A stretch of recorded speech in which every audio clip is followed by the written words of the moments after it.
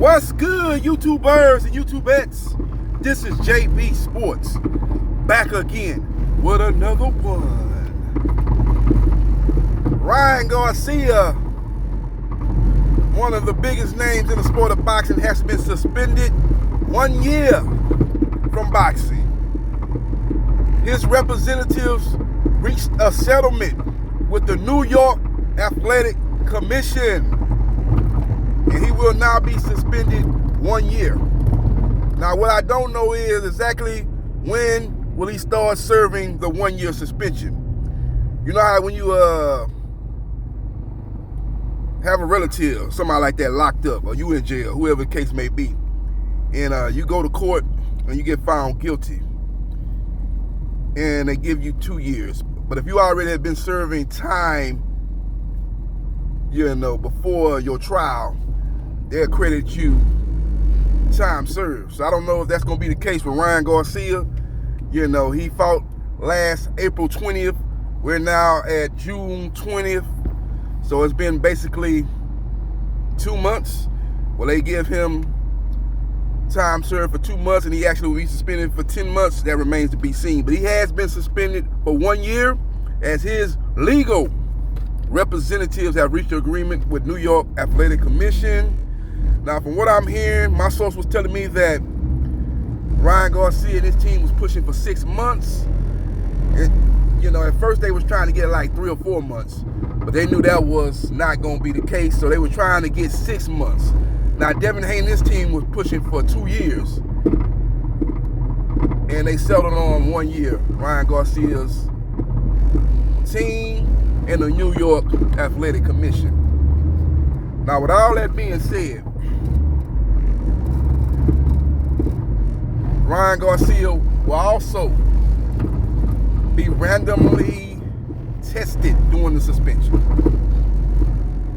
So for all these people out here saying that Ryan Garcia wasn't going to get suspended, Ryan Garcia probably was going to get maybe 6 months, Ryan Garcia was going to get the Canelo Alvarez treatment, 2 different cases. A lot of people was out here saying that, well, Ryan Garcia going to get the Amir Khan treatment. Amir Khan got suspended for 2 years, but it wasn't nobody really checking for Amir Khan because Amir Khan at that point had already retired after taking a sustained beating by Kell Brook, and he was a shell of his former self, so it wasn't nobody checking for Amir Khan. His career was over, so that 2 years is basically, if he ever come out of retirement, he's not going to be able to just come back right away. Say he announced himself coming out of retirement tomorrow, he's not going to be able to come back to 26th of June 21st. That's all that means. He said he ain't showing no inkling, no intention of coming back, so that's not the same thing either, really. But again, Ryan Garcia has been suspended for 1 year from boxing. Now, Ryan Garcia was on Twitter throughout this day saying that he is retired. He said that his mom had cancer, that he was going through a divorce. He was getting arrows thrown at him from every direction. Devin Haney was trying to take his win away, this, that, and the third, and that he was through with the sport of boxing. But that wasn't nothing but smoke and mirrors, ladies and gentlemen, because behind the scenes, his team was negotiating a settlement with the New York Athletic Commission because he had popped dirty for Osterring. You can't explain that the way. No matter if it was on purpose or by mistake, he got popped dirty for Osterring. Sample A came back dirty. They tested sample B. That came back dirty. Both tests came back negative, and he basically didn't have a leg to stand on because it had no business being in your system. Now, you tried to say that you had some supplements that were contaminated.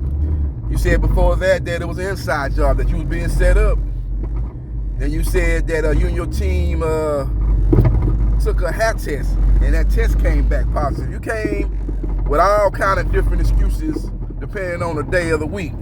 But when it was all said and done, you had Osterring in your system, and it had no business being there. So it was no way in hell that you was going to skate on this, Ryan Garcia.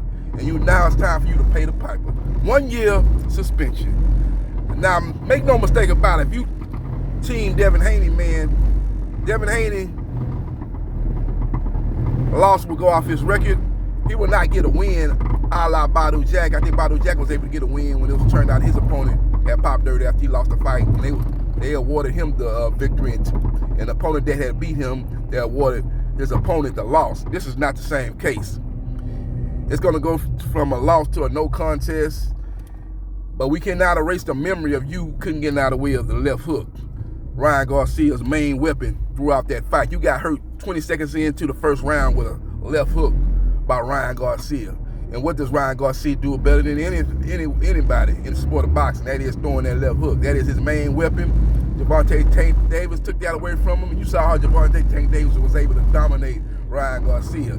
You, on the other hand, thought Ryan Garcia was sweet, so you stepped to him, and you thought you would be able to beat him up and put on a more impressive performance than Tank Davis. You and your team had a horrible game plan, and you can't use the Osterine excuse as the reason why, the main reason, or the only reason why you lost that fight to Ryan Garcia. So we will see what happens, and we will see what transpires. But that's the latest and the greatest. Ryan Garcia suspended 1 year by the New York Athletic Commission. He can't fight in New York. He can't fight in Las Vegas because Las Vegas respects what New York rules, and New York respects what Las Vegas rules. I know a lot of people will say, well, maybe he could go fight in another country. Nah, he could go fight in one of them mom and pop promotional companies.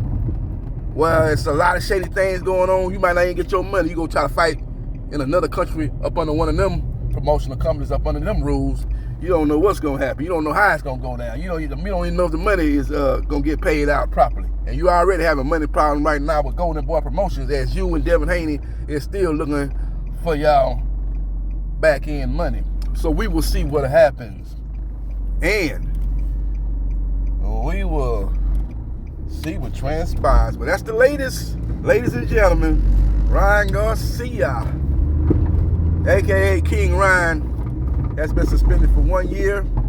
He'll be back this time next year, and we will see how his career progresses from that point on. Devin Haney is out here saying that he's going to retire. He's going to take a 2-year hiatus and come back after Ryan Garcia's suspension is over with. That's not the case. Ryan has not been suspended for 2 years. He's suspended for 1 year, so will he be willing to take 1 year off and fight Ryan then, or will he take care of his business with the WBC and fight his mandatory versus #1 contender Sandor Martin? Now, Top Rank Boxing won the purse bid. They were the lone bidder. They bid a little over $2.4 million for the fight. It's a 70-30 split for the champion versus the challenger, so he'll be getting around $1.5 million. Sandor Martin will be getting $563,000. 10% of that purse will go to the winner, so he has a chance to make close to $2 million if he's successful. But this is way less than he made in his fight versus Ryan Garcia. This is way less than he made in his fight versus Regis Prograis. Never mind the fact that both of those fights did not make money. Both of those fights did not accumulate revenue. Both of those fights, Matchroom Boxing, who had promoted both of those fights for Devin Haney, took a bath on them 2 fights. And Devin Haney's got to come to the realization, especially off a loss, no matter if it's a no contest or what, those 2 events lost money. I heard the fight with him and Prograis did 30,000 pay-per-view buys. Some people say that's a lie. It did more than that. Well, if maybe it did double that, 60,000 pay-per-view buys. That's still bad. And that's still a situation where Matchroom lost a lot of money. And that's one of the reasons why they didn't bid on this fight with Devin Haney versus Sandor Martin, because they accumulated losses in both of his last 2 fights. And you put that on top of the fact that he's not signed with Matchroom Boxing, they were not willing to take back-to-back losses promoting Devin Haney. So we will see what happens, and we will see what transpires. But interesting development, man. We saw a video come out by Devin Haney's father, Bill Haney, yesterday saying that Ryan Garcia had 48 hours and his fate will be revealed. And like I said, they were definitely gunning for a 2-year suspension, but you got to give Ryan Garcia's legal team a lot of credit. They saw the handwriting on the wall. They didn't want to just try to fight about it that they knew they were going to lose. So what they did was what you call damage control. Damage control. Taking the lesser of 2 evils, however you want to say it using these sayings, they took the road of least resistance. You know what I'm saying? They know they was probably looking at a year. They tried to come in and say, man, we'll take 3 months. They knew that wasn't going to fly, so they were like, okay, we'll take 6 months.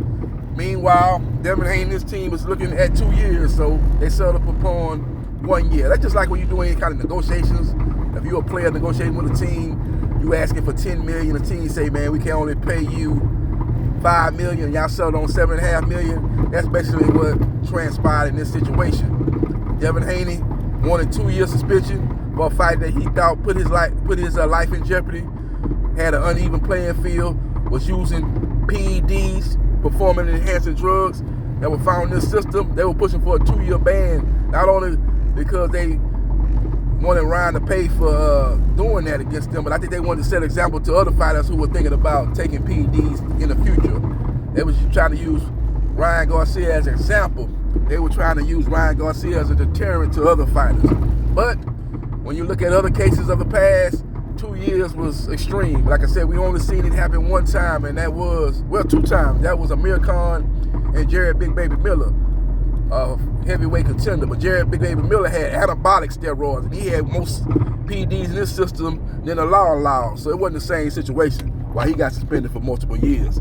So with all that being said, Ryan Garcia has been suspended for 1 year by the New York Athletic Commission. Devin Haney's got options. Devin Haney can fight his mandatory versus Sandor Martin. But if he bypassed that, Sandor Martin's promoter, Bob Arum, says he can fight WBO junior welterweight champion Teofimo Lopez, a.k.a. Mr. Takeover. That would be a big fight, likely to be on ESPN pay-per-view. Or Eddie Hearn, who did bid on the Sandor Martin-Devin Haney fight, said that he can fight IBF junior welterweight champion Liam Parrow, a fighter that he promotes and who has just came off the biggest fight, the biggest win of his professional career when he defeated the boogeyman, Subriel Mafias. So he's got options. He's got options. So we will see what happens, and we will see what transpires. But if I'm him and his team, I would not just drop that WBC belt, because that WBC belt means a lot to a fighter of his stature, because he's not a draw, he's not an attraction. So one of the things that he can hang his hat on is he's a champion in 2 different weight divisions. Was undisputed at 135. He's a WBC junior welterweight champion. So for him to drop that belt and take a chance on fighting the WBO champion Teofimo Lopez, and he's not even ranked in the WBO, so he would need Bob Arum to place a phone call to the WBO, which stands for what Bob owns. That shouldn't be no problem. But again, he's not ranked in the top 15 of the WBO, and it is stated that the WBO champion must fight somebody inside the top 15, and Devin's not ranked in the WBO because he's a WBC champion. But I'm sure they can work some deals and call the WBO and get that done in short order. Same thing going on in the IBF.